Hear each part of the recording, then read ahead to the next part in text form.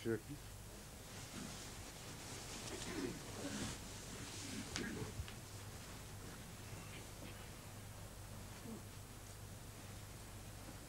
السلام علیکم ورحمۃ اللہ.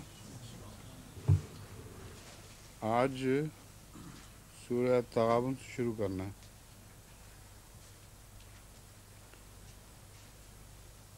اسلام میں گھڑی غلط ہے، یہ غلط ہے کیونکہ 3 منٹ رہ گئے ہیں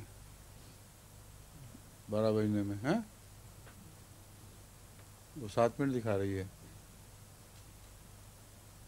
ٹھیک کریں پھر اس کو دیکھنے سے پھر غلط فہمی ہو جاتی ہے. اعوذ باللہ من الشیطان الرجیم. بسم اللہ الرحمن الرحیم. یسبح للہ ما فی السماوات وما فی الارض لہ الملک ولہ الحمد وہو علی کل شیء قدیر. هو الذی خلقکم فمنکم کافر ومنکم مؤمن واللہ بما تعملون بصیر. خلق السماوات والارض بالحق وصورکم فاحسن صورکم والیہ المصیر. یعلم ما فی السماوات والارض ویعلم ما تسرون وما تعلنون واللہ علیم بذات الصدور. الم یاتکم نبأ الذین کفروا من قبل فذاقوا وبال امرهم ولهم عذاب علیم. ذلك بأنه كانت تأتيهم رسلهم بالبينات فقالوا وبشر يهدوننا فكفروا وتولوا واستغنى الله والله غني حميد.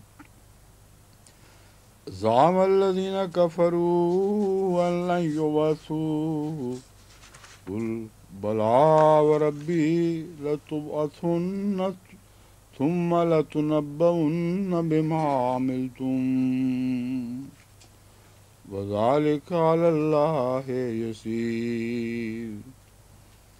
فآمنوا بالله ورسوله والنور الذي أنزلنا واللہ بما تعملون خبیر.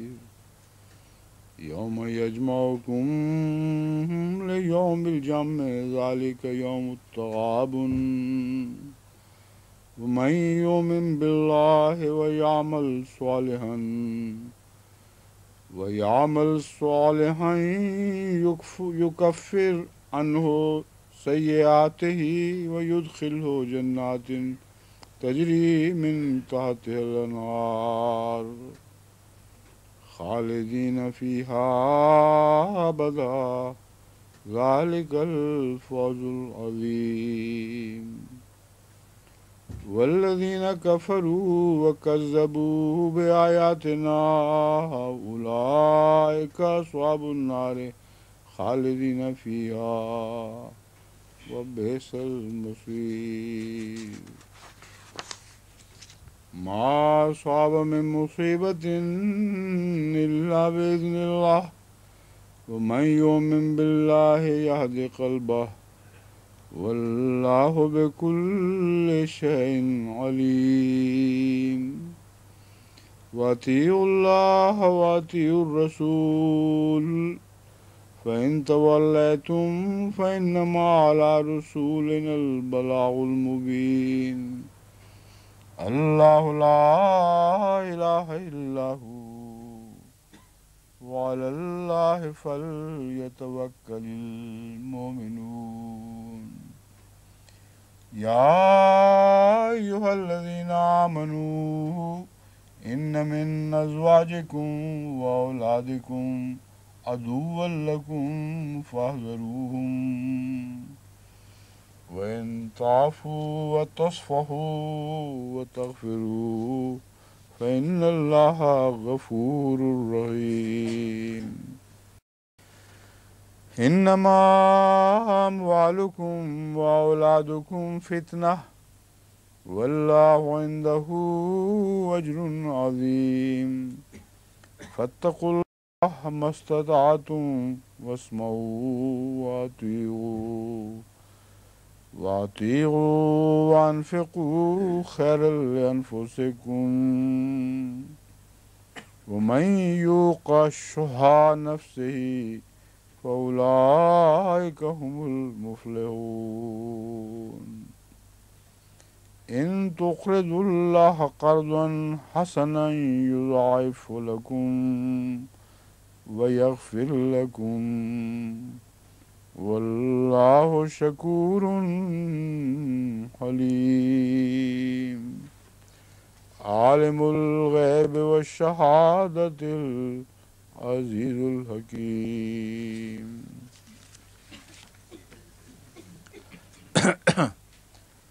اللہ کے نام کے ساتھ جو بے انتہا رحم کرنے والا، بن مانگے دینے والا اور بار بار رحم فرمانے والا ہے۔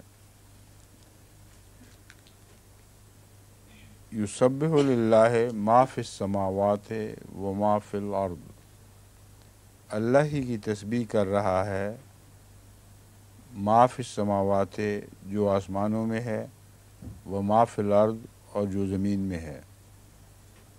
لہ الملک و لہ الحمد وہو علی کل شیء قدیر، اسی کی بادشاہت ہے اور اسی کی سب حمد ہے، اور ہر اس چیز پر جو وہ چاہتا ہے ہمیشہ قدرت رکھتا ہے۔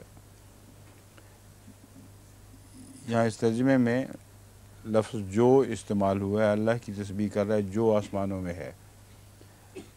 یہاں جو کا لفظ اردو میں ذوی العقول کے لیے یعنی صاحب عقل چیزوں کے لوگوں کے لیے بھی استعمال ہوتا ہے یا جانوروں کے لیے استعمال ہوتا ہے، اور بے جان چیزوں کے لیے بھی، مگر عربی میں جو لفظ ما استعمال ہوا ہے یہ اکثر بے جان چیزوں ہی کے لیے استعمال ہوتا ہے، لیکن جب بے جان چیزوں کا غلبہ ہو اور ساتھ جاندار چیزیں بھی شامل ہوں تو وہ بھی اس میں شامل سمجھی جاتی ہیں۔ تو جو سے مراد یہ ہوگا کہ اللہ ہی کی تسبیح کر رہا ہے زمین و آسمان میں جو کچھ بھی ہے، خواہ وہ جاندار ہو خواہ وہ بے جان ہو۔ یہ اس کا حقیقی اصلی معنی ہے، لیکن لفظ جو سے یہ باتیں چونکہ ظاہر نہیں ہوتی تھیں اس لیے مجھے یہ کھول کر بیان کرنی پڑی ہیں۔ هو الذی خلقکم فمنکم کافر ومنکم مومن، وہی ہے جس نے تمہیں پیدا کیا، پس تم میں سے کافر بھی ہیں اور مومن بھی۔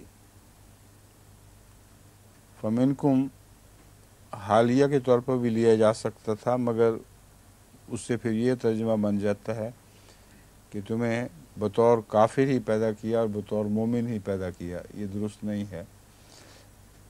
اسی نے پیدا کیا، پھر تم میں سے کچھ مومن ہو گئے کچھ کافر ہو گئے، پس تم میں سے کافر بھی ہیں اور مومن بھی۔ واللہ بما تعملون بصیر، اور اللہ جو تم کرتے ہو اسے گہری نظر سے دیکھتا ہے۔ خلق السماوات والارض بالحق وصورکم فاحسن صورکم والیہ المصیر، اس نے آسمانوں اور زمین کو حق کے ساتھ پیدا کیا اور تمہاری تصویر کشی کی، اور تمہاری صورتیں بہت اچھی بنائیں، اور اسی کی طرف لوٹ کر جانا ہے۔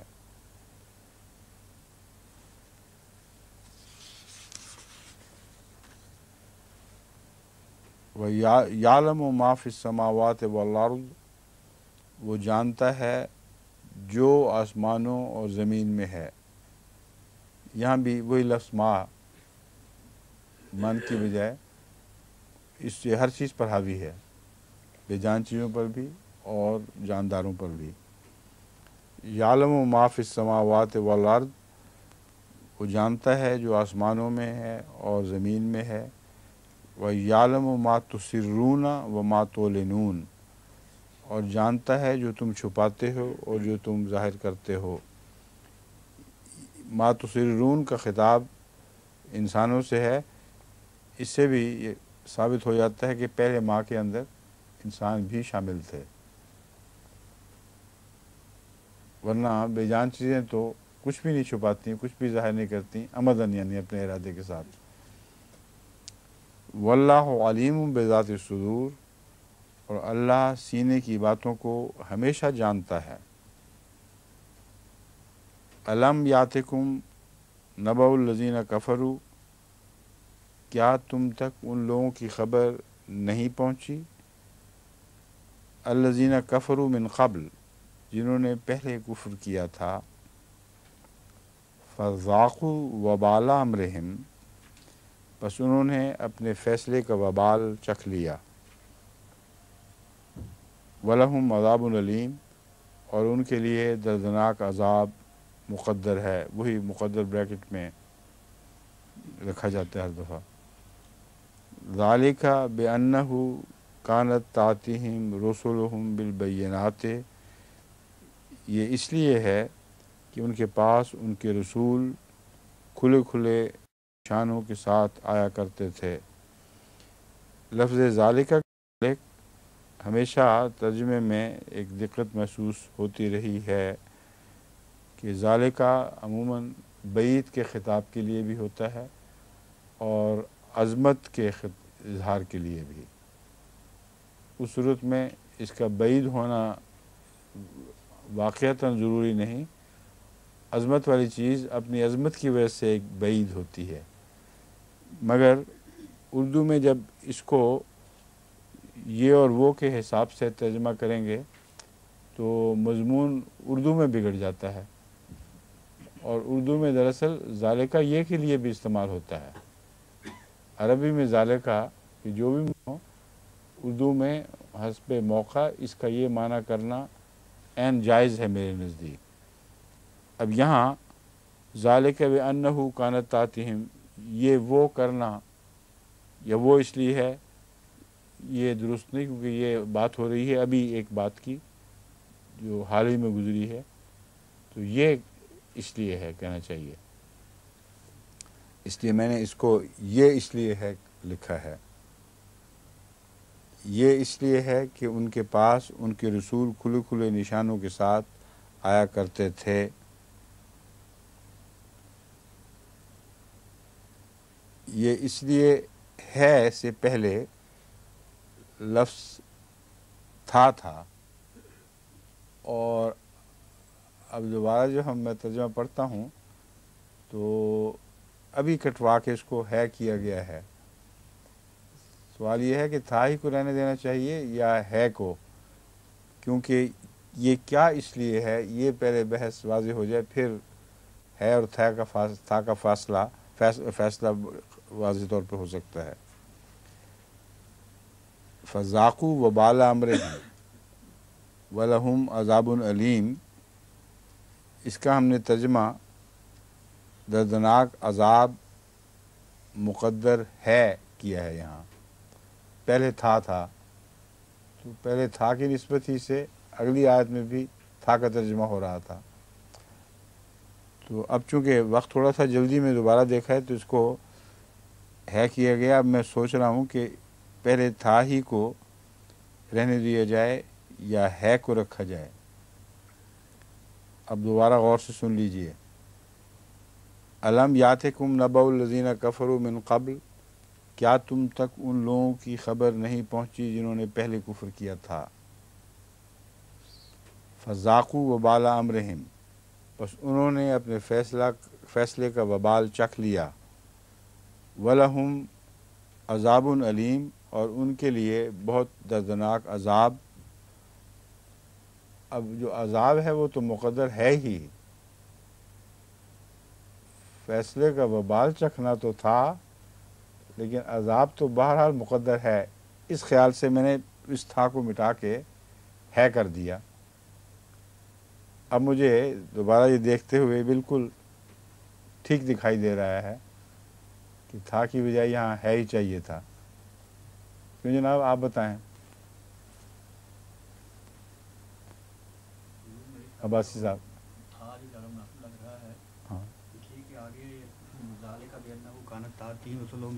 یہ اس کی بعد میں بات کریں گے. صرف اس آیت تک اپنی توجہ کو مرکوز رکھتے ہوئے یہ بتائیں جو تم سے پہلے تھے ان کو ان کے اعمال کا وبال پہنچ گیا. وَلَهُمْ عَذَابٌ علیم، ان کے لیے دردناک عذاب مقدر تھا کہ ہے؟ مقدر ہے نا؟ تھا نہیں ہے نا؟ یہاں پہ تو ہے جی. ہاں تو پھر یہاں تھا اگلی بات بعد میں کرتے ہیں. یہاں تو ہے ہی چاہیے نا. بالکل جی. کیوں جی؟ سب کو اتفاق ہو گیا. اب اگلا چلتے ہیں. ذالک بأنہ کانت تأتیہم رسلہم، یہ پہلا ترجمہ جو میرا لکھا وہ موجود تھا وہ یہ ہے، یہ اس لیے تھا کہ ان کے پاس ان کے رسول کھلے نشانوں کے ساتھ آیا کرتے تھے تو وہ کہتے تھے کہ کیا ہمیں بشر ہدایت دیں گے؟ پس انہوں نے انکار کیا اور منہ پھیر لیا اور اللہ بھی بے نیاز ہو گیا اور اللہ غنی اور صاحب حمد ہے. یہاں یہ اس لیے ہے کی بجائے تھا ہی رکھنا مناسب ہے کہ نہیں؟ یہی آپ کہہ رہے ہیں نا؟ ہاں مجھے بھی یہی لگ رہا ہے. کیوں جناب مومن صاحب آپ زیادہ گہرا فکر کیا کرتے ہیں، آپ بتائیں.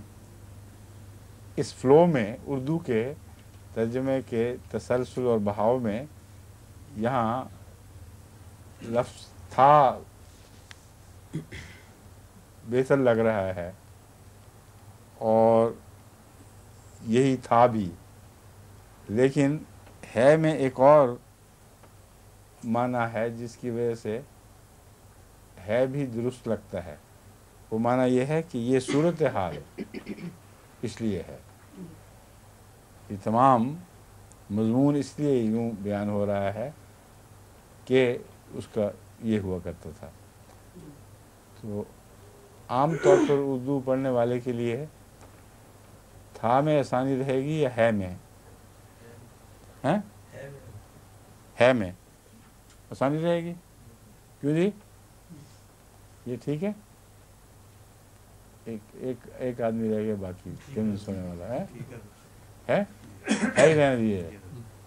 اچھا، یہ اس لیے ہے کہ ان کے پاس ان کے رسول کھلے نشانوں کے ساتھ آیا کرتے تھے. ہے ایک استمراری صورتحال ہے اور اسی وجہ سے میں نے تھا کو ہے کر دیا ہے آلریڈی، ورنہ تھا بھی لگ سکتا ہے، یہ غلط نہیں ہے تھا ترجمہ کرنا، مگر ہے میں جو استمرار ہے وہ تھا سے ظاہر نہیں ہوتا، یعنی ہمیشہ ہی ہوا کرتا ہے، یہ مراد ہے. یہ اس لیے ہے کہ ان کے پاس ان کے رسول کھلے نشانوں کے ساتھ آیا کرتے تھے. اب یہاں پہنچ کے ہے کے خلاف وزن پڑ جاتا ہے بات کے مضمون کا. آیا کرتے تھے تو اس لیے تھا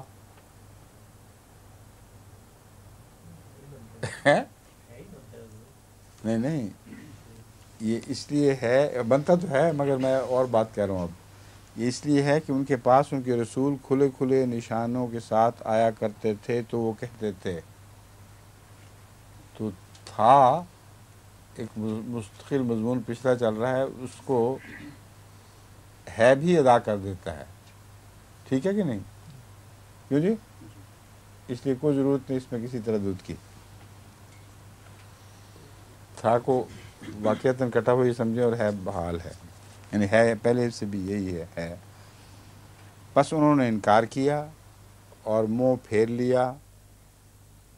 فکفروا وتولوا، اور اللہ بھی بے نیاز ہو گیا اور اللہ غنی اور صاحب حمد ہے.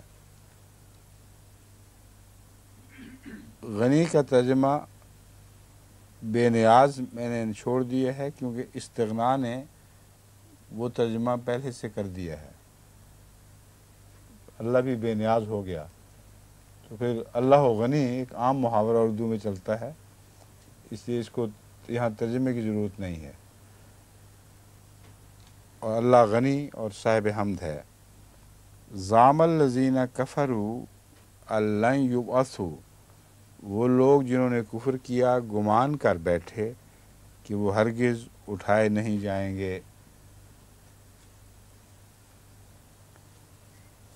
قل بلا وربی، تو کہہ دے کیوں نہیں، میرے رب کی قسم، لتبعثن، تم ضرور اٹھائے جاؤ گے، ثم لتنبؤن، پھر ضرور تم خبر دیے جاؤ گے، بما عملتم، اس کی جو تم کرتے تھے، وذالک علی اللہ یسیر، اور اللہ پر یہ بہت آسان ہے۔ فآمنوا باللہ ورسولہ، بس اللہ پر اور اس کے رسول پر ایمان لے آؤ، اور اس نور پر جو ہم نے اتارا ہے۔ فآمنوا باللہ ورسولہ والنور الذی انزلنا، نور سے کیا مراد ہے؟ کتاب، روشن تعلیم، لیکن رسول اللہ صلی اللہ علیہ وسلم کو بھی نور ہی فرمایا گیا ہے قرآن کریم میں، تو یہ لفظ نور دونوں طرح لگے گا۔ اللہ اور اس رسول پر ایمان لے آؤ، اور اس نور پر جو ہم نے اتارا ہے۔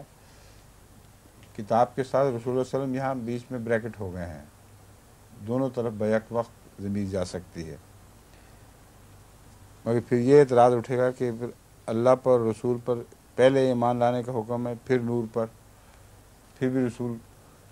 اس کی وجہ یہ ہے کہ کتاب کا نور رسول اللہ صلی اللہ علیہ وسلم کو دیکھے بغیر کھل نہیں سکتا، اگر یہ رسول نہ ہوتا تو کتاب بھی مخفی رہتی، چھپی ہوئی کتاب رہتی۔ بس اس لیے یہاں تکرار ہونے کے باوجود مجبوری ہے اس تکرار کی، ہونی ہی چاہیے تھی۔ واللہ بما تعملون خبیر، اور اللہ اس سے جو تم کرتے ہو ہمیشہ باخبر رہتا ہے۔ یوم یجمعکم لیوم الجمع ذالک یوم التغابن، جس دن وہ تمہیں جمع ہونے کے دن بریکٹ میں حاضر کرنے کے لیے اکٹھا کرے گا۔ بریکٹ سے باہر یہ ہے جس دن وہ تمہیں جمع ہونے کے دن کے لیے اکٹھا کرے گا۔ ذالک یوم التغابن، یہ وہی ہار جیت کا دن ہے۔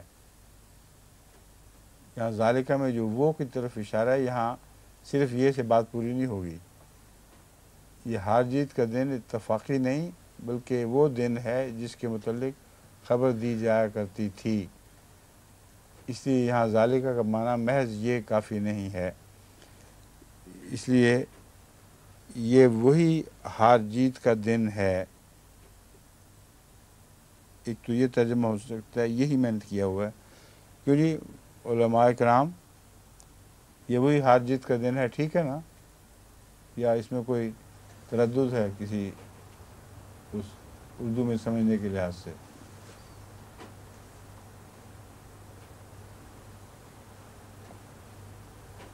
یہ وہ تو ہو نہیں سکتا کیونکہ کسی پہلی خبر کی طرف اشارہ ہے، اور یہ ہار جیت کا دن ہے مراد نہیں ہے، پتہ نہیں کیا ہو رہا ہے، وہ کہہ دیں کہ یہ ہار جیت کا دن ہے۔ تو اصل میں ہار جیت کے دن کے متعلق ہمیشہ سے خدا کے پیغمبر تنبیہ کرتے رہتے ہیں، اور کچھ لوگ پھر اس دن ظاہر ہو جاتے ہیں کہ ہار گئے، اور کچھ لوگ ظاہر ہو جاتے ہیں کہ وہ کامیاب ہو گئے۔ تو یہ وہ معروف دن ہے جس کے متعلق انبیاء ہمیشہ مطلع کرتے رہتے ہیں۔ ذالک یوم التغابن ومن یؤمن باللہ ویعمل صالحا یکفر عنہ سیئاتہ، اور جو اللہ پر ایمان لائے اور نیک اعمال بجا لائے وہ اس سے اس کی برائیاں دور کر دے گا اور اسے ایسی جنتوں میں داخل کرے گا جن کے دامن میں نہریں بہتی ہیں۔ اب اس ترجمے میں کوئی کسی کو قابل وضاحت چیز دکھائی دے رہی ہے کہ نہیں؟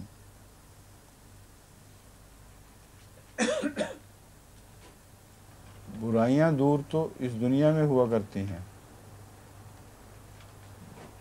جنت میں داخل کرنے سے پہلے برائیاں دور کرنے کا تو کوئی سوال نظر نہیں آ رہا۔ تو پھر یہ بظاہر جو ایک مشکل پیش آ رہی ہے، اس کا کیا حل ہے؟ شمس صاحب بات سمجھ گئے ہیں کہ نہیں؟ ان لوگوں کو جو ہار جیت میں جیتے ہوئے شمار ہو گئے، ان جیتے ہوئے لوگوں کو سے کیا سلوک کرے گا؟ ان کی برائیاں دور کر دے گا۔ تو جیتے تبھی تھے جب اس دنیا میں ان کی برائیاں دور کر دی گئی تھیں۔ پھر برائیاں دور کر دے گا سے کیا مراد ہے؟ میرے نزدیک یہاں وبال مراد ہے، برائیوں کا وبال۔ ان کی برائیاں نظر انداز فرما دے گا، اس وقت دور نہیں کی جائیں گی، اس وقت تو دور کرنے سے کا وقت تو گزر چکا ہے، اس وقت تو کوئی برائی کسی کی دور نہیں کی جاتی، مگر اللہ تعالیٰ اس سے صرف نظر فرماتا ہے۔ تو ایسے حال میں جنت میں داخل کرے گا گویا خدا کے نزدیک وہ صاف ستھرے ہیں، بغیر کسی گناہ کے ہیں۔ اور دوسری صورت یہ ہے کہ ان کا جو وبال پڑنا چاہیے تھا ان پر، وہ معاف فرما دے گا۔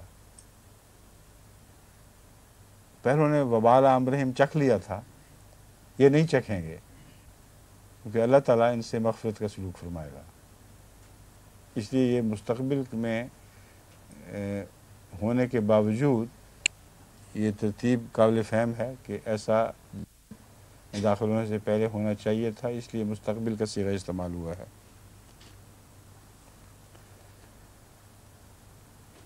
وہ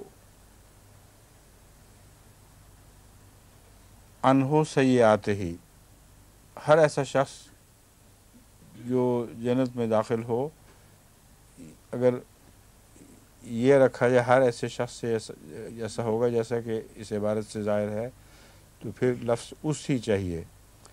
مگر وہ من یومن باللہ میں ایک اجتماعی خطاب بھی ہے، جو لوگ بھی اللہ پر ایمان لائیں۔ یہ ترجمہ ہو سکتا تھا، مگر اردو میں اگر لائیں کو پیش نظر رکھیں تو آگے پھر اس سے دور کر دے گا، یہ ترجمہ پھر ٹھیک نہیں بیٹھتا تھا، اس لیے وہاں میں نے واحد ہی میں اس کا ترجمہ کیا ہے۔ اور جو اللہ پر ایمان لائے، ہر ایک سے یہی سلوک ہوتا ہے، اور جو اللہ پر ایمان لائے اور نیک اعمال بجا لائے وہ اس سے اس کی برائیاں دور کر دے گا اور اسے ایسی جنتوں میں داخل کرے گا جن کے دامن میں نہریں بہتی ہیں۔ اب یہاں اس آیت کا ایک اطلاق دنیا میں بھی ہو سکتا ہے اور بیک وقت یہ دونوں جگہ عمل دکھا سکتی ہے۔ جو بھی ایمان لائے اسی دنیا میں اس کی برائیاں دور فرما دیتا ہے، اس لیے کھلا اختیار ہے ہر پڑھنے والے کا، اس کے دونوں ترجمے کر سکتا ہے، دونوں جائز ہیں اور بیک وقت دونوں کا اطلاق ہوگا۔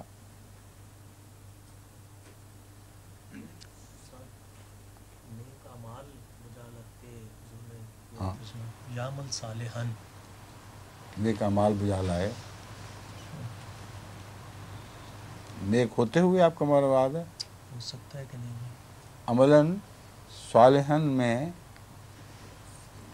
صالح ہوتے ہوئے نیکی نہ کرے، یہ مراد نہیں ہے، یہ مفعول بہی ہے، اس میں معذوف ہے ایک لفظ۔ کیوں جی؟ یہی درست ہے نا، صالحاً۔ آپ کا ترجمہ کس طرح بنے گا بتائیں؟ میرا نہیں ترجمہ نہیں ہے۔ ہاں کریں کریں تو صحیح. نیک ہوتے ہوئے عمل کریں. من یؤمن باللہ و یعمل صالحا، اور نیک ہوتے ہوئے عمل کرے. یہ تو نیکی کچھ کی بات نہیں حالت بنتی، میں بالکل بے معنی بات ہو جاتی ہے. ایمان لائے اور نیک ہوتے ہوئے عمل کرے. عملاً صالحا میں عمل صالح محذوف ہے، یعنی معنی اس میں عمل صالح کا ہے، اور قرآن کریم نے دوسری جگہ اسی مضمون کو عمل صالح کے ساتھ ہی بیان فرمایا ہوا ہے، تو اسی طرف اشارہ ہے.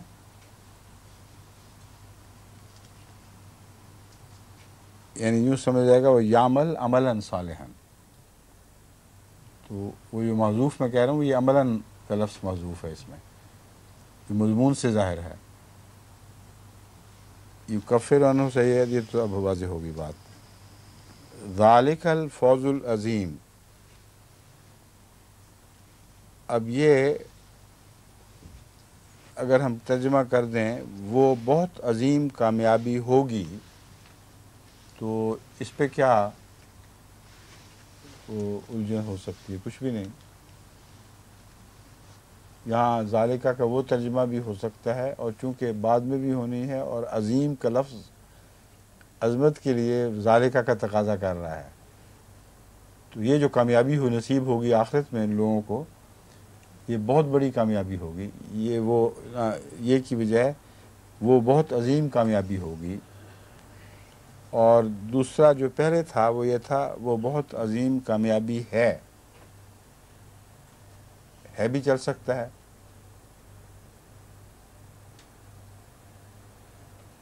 اب یہ فرمائیے آپ کو اس موقع پر یہاں ہے اچھا لگ رہا ہے یا ہوگی اچھا لگ رہا ہے؟ یعنی یہ جو باتیں میں پوچھ رہا ہوں یہ ترجمے کے لحاظ سے دونوں طرح جائز ہیں، لیکن عام قاری جب پڑھتا ہے تو اس کو اردو کی روانی کے اعتبار سے کون سی چیز آپ کے خیال میں بہتر نظر آئے گی؟ ہاں جی آپ بتائیں. ہے زیادہ بہتر ہے. اس میں ہے میں یہ ایک فرق ہے کہ اس دنیا میں بھی تھی یہی کامیابی ہے، اور اس دنیا میں بھی یہی کامیابی ہے. اگر ہوگی کریں گے تو مستقبل سے مخصوص کر دیں گے اس کو. کیوں جی؟ ہے ہی چاہیے، اور یہی ہے، لکھا بھی یہی ہوا ہے. ہم نے آپ کے سامنے معاملہ رکھنے کی خاطر ہوگی کبھی اشارہ کیا تھا کہ آپ سے پڑھ کے سنا دوں آپ کو، پھر جو پسند کریں سب اسی کو اختیار کر لیا جائے. والذین کفروا وکذبوا بآیاتنا اولئک اصحاب النار خالدین فیہا، اور وہ لوگ جنہوں نے کفر کیا اور ہماری آیات کو جھٹلا دیا یہی آگ والے ہیں. اولئک اصحاب النار خالدین فیہا، وہ لمبے عرصہ تک اس میں رہیں گے. وبئس المصیر، اور وہ بہت ہی برا آخری ٹھکانہ ہے.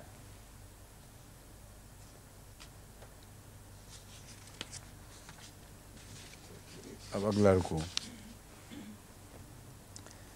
ما اصاب من مصیبت الا باذن اللہ، کوئی مصیبت نہیں پہنچتی مگر اللہ کے اذن کے ساتھ.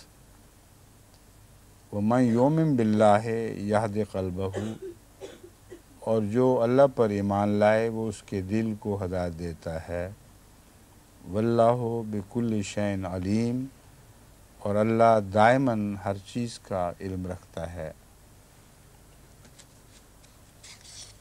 اب اس پہلے مضمون سے یہاں 12ویں آیت کا کیا جوڑ ہے، اور اذن کے ساتھ مصیبت پہنچنے کا کیا مراد ہے؟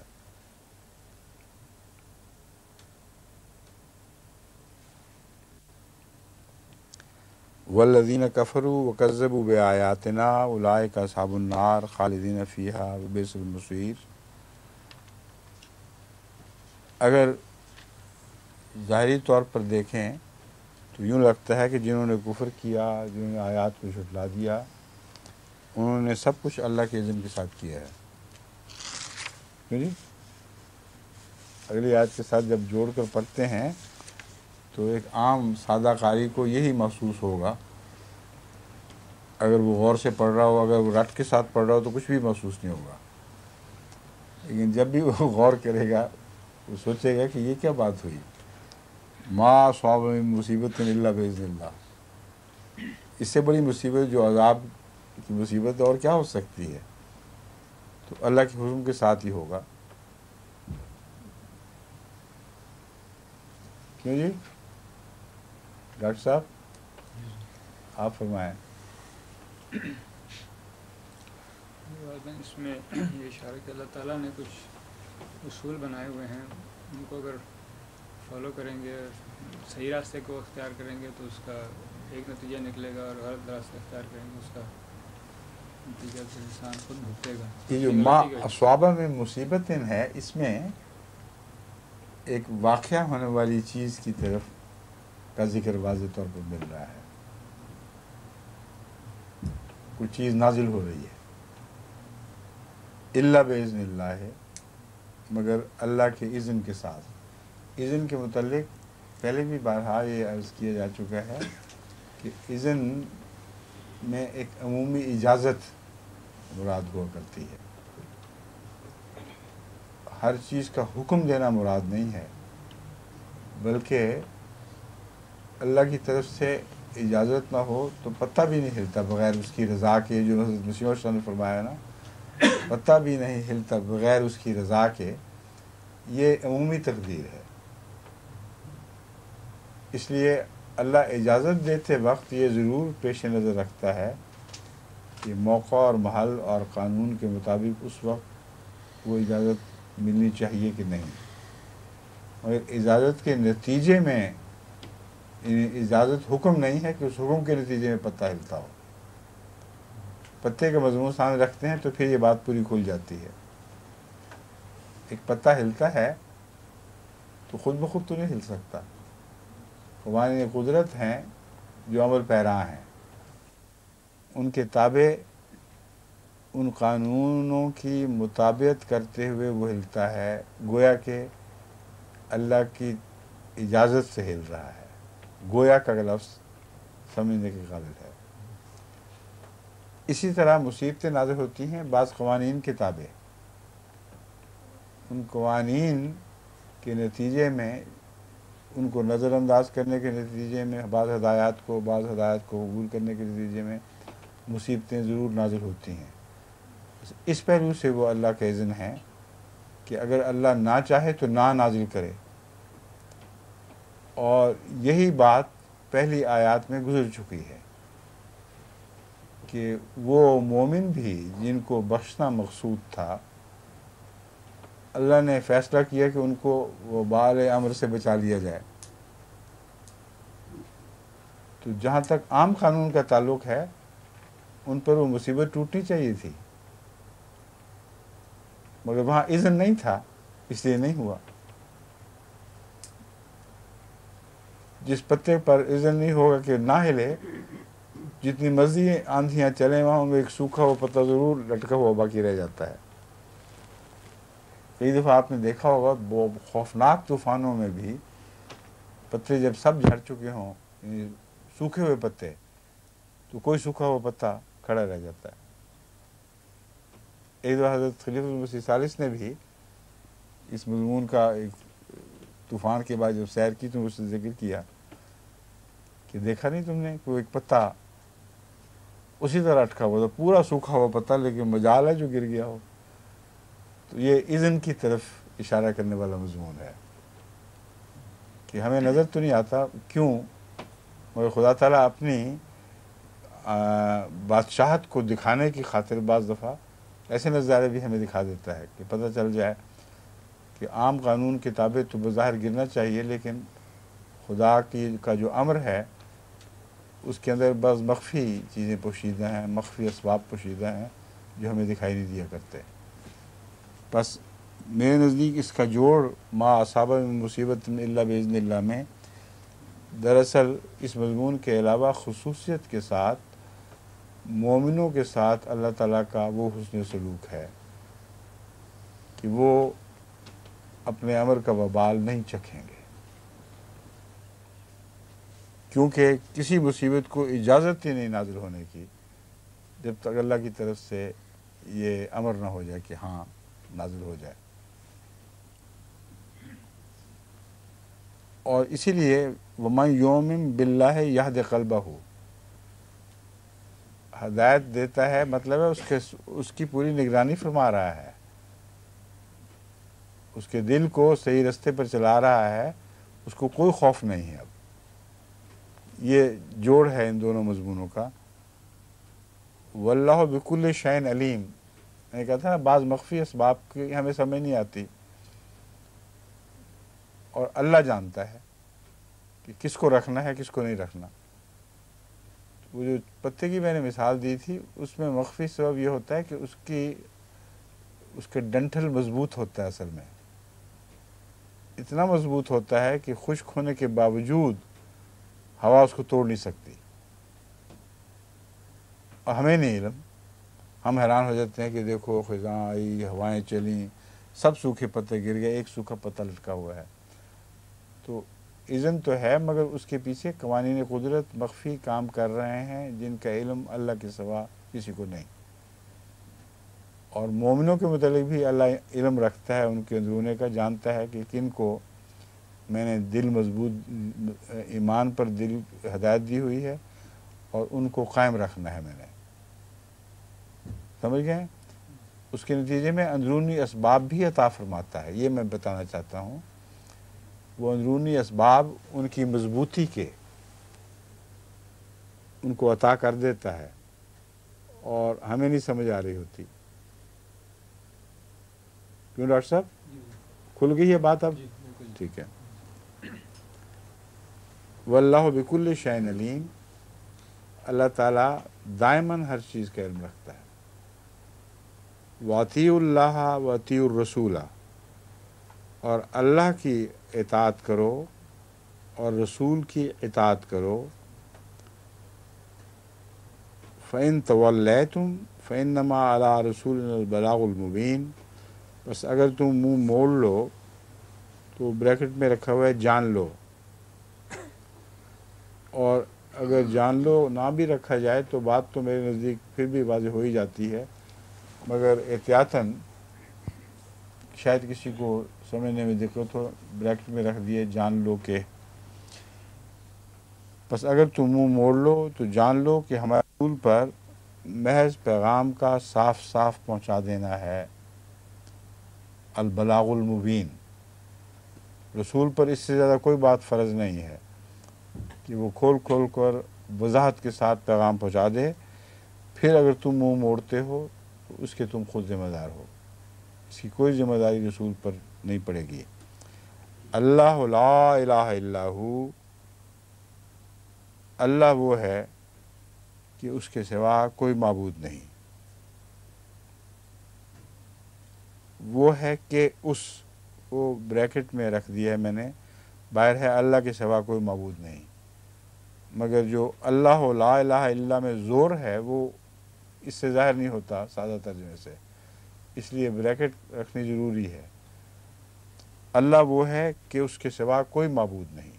یہ اسی طرح پرشوکت زبان ہے جیسے عربی میں مقصود ہے. اللہ کو پہلے رکھ کر لا الہ الا فرمایا گیا ہے. وَعَلَى اللَّهِ فَلْيَتَوَكَّلِ الْمُؤْمِنُونَ، بس چاہیے کہ مومن اللہ ہی پر توکل کریں. یا ایھا الذین آمنوا، کیوں اللہ پر توکل کریں؟ اور ہے ہی کوئی نہیں. پہلے مضمون سے اس کا ظاہری تعلق ہے ہی کچھ نہیں، اور تو پھر توکل اور پہ کس پہ کریں گے؟ اور پہلے مضمون میں بھی جب وہ چاہتا ہے تو کسی چیز کو قائم رکھتا ہے، اس مضمون سے بھی اس کا تعلق ہوتا ہے، یعنی چلتا ہے اور بات کھلتی چلی جاتی ہے۔ یا ایھا الذین آمنوا ان من ازواجکم و اولادکم عدو لکم فاحذروہم۔ اس آیت کے ترجمہ میں ابھی آپ کو بتاتا ہوں، اس پہلے مضمون سے جوڑ سمجھنا ذرا کچھ مشکل ہے، اور ابھی میں آپ کے سامنے بات رکھتا ہوں، مگر لازماً جیسا کہ اب تک ثابت ہے، تمام ترجمے کے دوران میں نے ثابت کیا ہے، ہر آیت کا دوسری آیت سے ایک جوڑ چلا جا رہا ہے۔ بعض دفعہ وقتی طور پر وہ جوڑ مخفی ہو جاتا ہے، مگر چند آیتیں چھوڑ کر پیچھے کی طرف جائیں آپ تو پھر وہ جوڑ کھل بھی جاتا ہے۔ تو یہاں بھی کچھ ایسی ہی صورت ہے، یا ایھا الذین آمنوا ان من ازواجکم و اولادکم عدو لکم فاحذروہم۔ اے لوگو جو ایمان لائے ہو، یقیناً تمہارے ازواج میں سے اور تمہاری اولاد میں سے بعض تمہارے دشمن ہیں۔ سمجھ گئے؟ وَإِن تَعْفُوا وَتَصْفَحُوا وَتَغْفِرُوا فَإِنَّ اللَّهَ غَفُورٌ رَحِيمٌ۔ بس ان سے بچ کر رہو، فاحذروہم، بچ کر رہو، اور آگے پھر وَإِن تَعْفُوا وَتَصْفَحُوا، بس ان سے بچ کر رہو، اور اگر تم عفو سے کام لو اور درگزر کرو اور معاف کر دو تو یقیناً اللہ بہت بخشنے والا اور بار بار رحم کرنے والا ہے۔ اب یہاں دو باتیں ہیں جو ابہام پیدا کر رہی ہیں، یعنی قاری کو سمجھنے میں اس کی دقت ہونی چاہیے، ہوگی غالباً۔ اس آیت کا پہلے سے جوڑ اور اس آیت کے ایک حصے کا دوسری آیت کے حصے سے جوڑ کیا ہے؟ پہلے اس آیت کے مضمون کو لیتے ہیں۔ اللہ تعالیٰ فرماتا ہے یقیناً تمہارے دشمن ہیں ان میں سے۔ جب یقیناً دشمن ہیں تو کیا ہونا چاہیے؟ ان سے بچ کے رہو، ٹھیک ہے؟ مگر وَإِن تَعْفُوا وَتَصْفَحُوا، بچ کے کیا رہو؟ اگر بخش دو اور درگزر کرو، اگر معاف کرو اور درگزر کرو اور بخش دو تو اللہ بہت بخشنے والا اور مہربان ہے۔ ان کا جوڑ پہلے نکالیں۔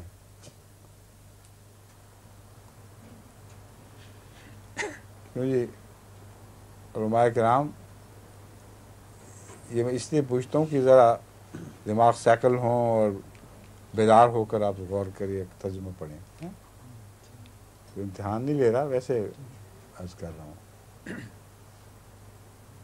ڈاکٹر صاحب سوچیے کچھ ہے، ماشاء اللہ۔ یہی ہے کہ اللہ تعالیٰ فرماتا ہے کہ اللہ لا الہ الا ہو، کہ اللہ تعالیٰ ہی ہے جو معبود ہے۔ بعض اوقات جو اولاد ہے، ازواج ہیں، وہ اللہ تعالیٰ سے دور یہ کوئی بات نہیں بنی، جو میں بات سوال اٹھا رہا ہوں اس کا حل یہ نہیں ہے۔ فاحذروہم، ان سے بچو، اور بچو تو ساتھ یہ کیوں فرمایا وَإِن تَعْفُوا وَتَصْفَحُوا؟ کیا بچنے کا یہ مطلب ہے؟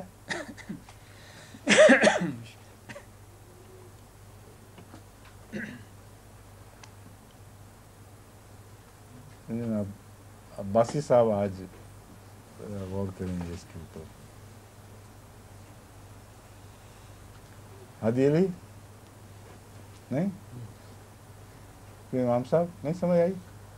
یہ ہے کہ اس چیز سے متنبع رہو، لیکن ان کے جو معاملات کے بارے میں نہیں، بالکل غلط۔ ہمیں کیا پتہ ان میں سے کون سا دشمن ہے؟ اللہ ہمیں خبر دے رہا ہے کہ دشمن ہیں اور ان سے بچ کے رہو، مگر ان کی نشاندہی ابھی نہیں ہوئی۔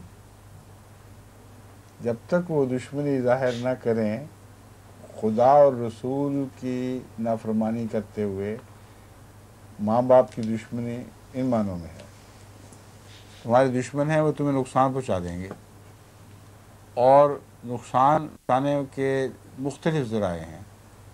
دنیا میں بھی اولاد اور ازواج کی محبت میں انسان اندھا ہو جایا کرتا ہے. اندھا ہو جاتا ہے تو ان کو ایسے کام کرنے دیتا ہے جو اس کی دنیا کی کمائی بھی ضائع کر دیں، اور دنیاوی معاملات میں بھی اس کو نقصان پہنچ جائے، اور اخروی لحاظ سے بھی یہ نقصان کا موجب بن جاتی ہے اولاد بھی، اور بیویاں بھی اور اولاد بھی، یا خامند بھی اور اولاد بھی. تو فاحذروا سے کیا مراد ہے؟ اب یہ ہے سوال. اس صورتحال میں اصل میں اپنے آپ سے بچنا ہے. فاحذروہم میں احتیاط کرو، اللہ کی بات پہ یقین کرو کہ یہ تمہارے دشمن چھپے ہوئے موجود ہیں. کیوں چھپے ہوئے ہیں؟ تمہیں ان کی محبت بہت ہے، اور ان کی محبت کے غلبے کی وجہ سے تمہاری نظروں سے اوجھل ہیں. ٹھیک ہے، یہ بات تو واضح ہوگی کہ نہیں؟ ورنہ اگر معین ہو جائیں تو پھر بچنے کا مضمون کچھ اور ہو جائے گا. میں تو یہی سمجھ رہا ہوں کہ فاحذروہم سے مراد یہ ہے کہ اس بارے میں احتیاط سے کام لو، کہیں تمہاری غفلت ایسا نقصان نہ تمہیں پہنچا بیٹھے کہ پھر وہ لیٹ ہو جاؤ تو بہت دیر ہو جائے. لیکن اب ان سے سلوک کیا کرنا ہے؟ ان کی اصلاح کرنے کے طریقے بیان فرمائے گئے ہیں. تعفو و تصفحوا و تغفروا. اگر تم ان سے صرف نظر کرو، عفو سے کام لو، صرف نظر سے کام لو اور بخشش کرو، تو یقین اللہ تعالیٰ بہت بخشنے والا اور مہربان ہے.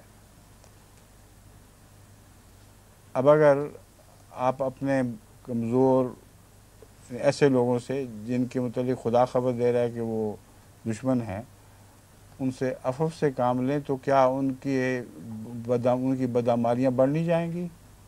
یہ سوال پھر پیدا ہو جاتا ہے. کیوں نہیں؟ ایسے لوگ جن کے متعلق ہدایت ہے، یعنی تم خود بچ کے رہو، تمہاری محبت تم پر غالب نہ آ جائے، ان کے معاملے میں یاد رکھنا چاہیے دشمنوں سے یہ دشمن ہیں.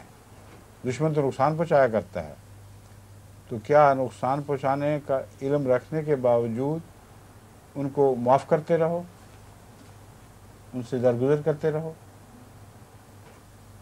یہ کیا وجہ ہے؟ یہ میرے نزدیک سب سے بڑا قابل حل معاملہ ہے. کسی کے ذہن میں کوئی حل دل کو مطمئن کرنے والا آئے تو مجھے بتا دے، ورنہ جس کو کہتے ہیں نا اور کچھ سمجھ نہ آئے تو یہی صحیح، وہ پھر میں جو سمجھتا ہوں یہ بھی بیان کر دوں گا. لیکن یہ جتنے احتمالات امکانات میں نے کھولے ہیں ان کی روشنی میں حل بھی ایسا ہونا چاہیے جو 100% دل کو مطمئن کرے. اور اگر ہم اس اہل نہ ہوں اور اللہ تعالیٰ ہمیں سر دست خود ہدایت نہ دے تو پھر کسی اور کو شاید دے دے ہدایت. لیکن اس وقت تک ہمیں کچھ نہ کچھ تو اس کی توجیہ کرنی چاہیے جو نامعقول نہ ہو، لیکن 100% تسلی نہ بھی دے سکے تو کچھ تسلی کا کام کر سکے. یہ معاملہ ہے جس پر آج آپ لوگ غور کر لیں.